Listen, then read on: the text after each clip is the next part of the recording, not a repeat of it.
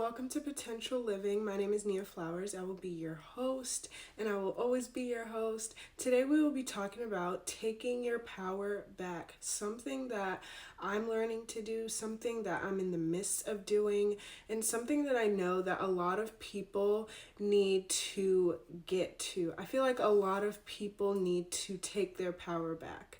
I feel like there's so many people that live their lives and they feel helpless. They feel like they're worthless. They feel like they have no actual control over their life and that they're just living within their own body, going day to day, doing the same things over and over again and not seeing any type of success or change within your life.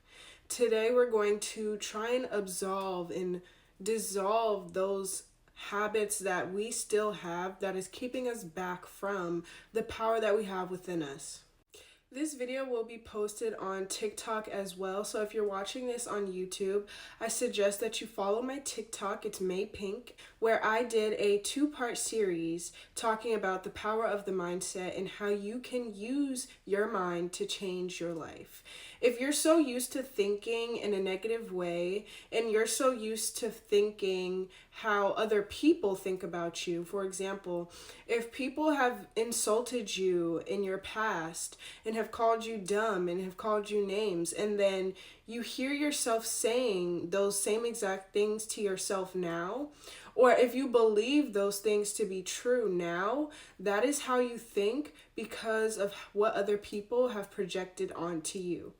Once you decide to take control, once you decide and realize that you have power within yourself, that you have control over how you think, what you think, how you react, then your life will significantly change because now you can take your mind and instead of it being your enemy, instead of it being the cause for your misery, you can take it and you can use it as your strength and as your weapon. The first and most important step is goal setting and action planning. So many people want to achieve their goals, but then they don't take the steps to their goal, or they don't at least try to plan out how they're going to reach their goal. If you're going to sit there and say you want to be the next biggest YouTuber and you're not taking any of the actions to even start up a YouTube channel, then you're never going to reach your goal. There's a quote that I've heard time and time again, and a quote that I've heard recently from Haley Gamba, which is nothing changes if nothing changes. And if you've heard this quote, which I feel like most people have, that is the ultimate truth. It's a simple truth, but it is so significant because if you sit there whining about your life, if you sit there whining about the things that you don't have, but you haven't even set forth or take any steps to get to your goal, then you have no right to complain because you're the one at this point that's keeping yourself back if you're not even trying to get to the goal that you're trying to obtain. A good prime example of action planning and setting goals to get to your bigger goal, specifically setting little goals to get to your bigger goal, is what I did. For example, even though this video is from my head, I still took time to plan out the content. I still took time to make sure that I was going to be able to perform the best that I could. I sit there and I'll take out my journal. I'll write out all my ideas on paper, and that's how I perform well.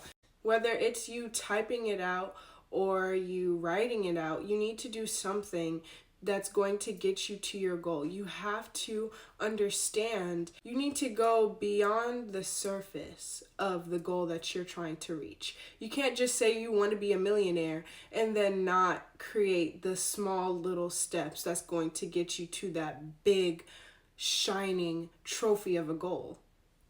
Do you guys get what I'm saying? I hope you do.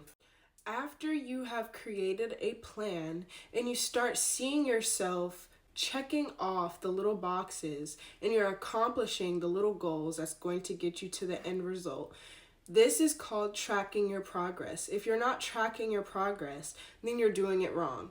I created a vision board and I lost track of my progress. So of course, I'm going in blindly, doing things based off of my own emotions, a lack of discipline, and because old habits are simply easier to fall into than who you're trying to become in the new habits that you're developing.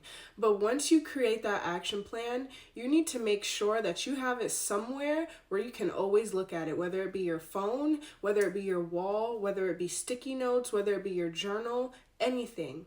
But you need to make sure that you see that every day so that you're determined, you're disciplined to move forward towards your goal every single day.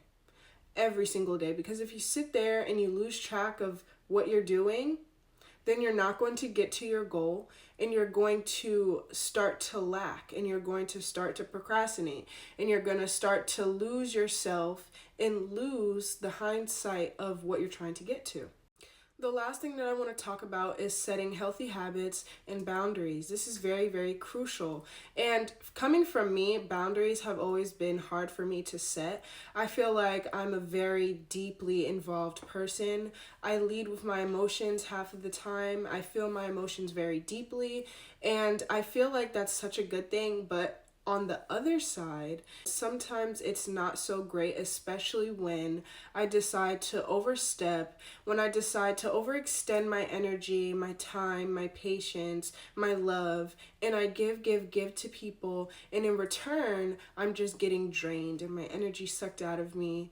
And that became something that I was used to, but not something that I enjoyed, and something that I wasn't able to understand why it was such a repetitive pattern.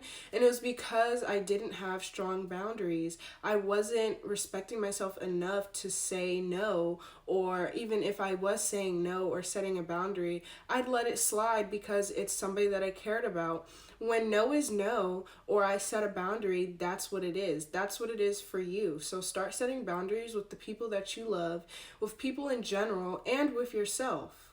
Especially with yourself. You have to build that trust with yourself.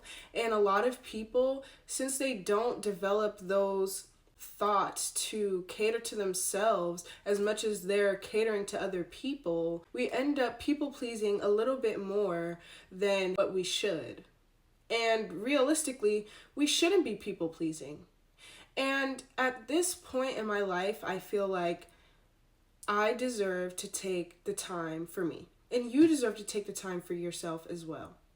Start practicing meditation. Start journaling. Start taking care of yourself. Start to slow down more. Be more intentional with yourself.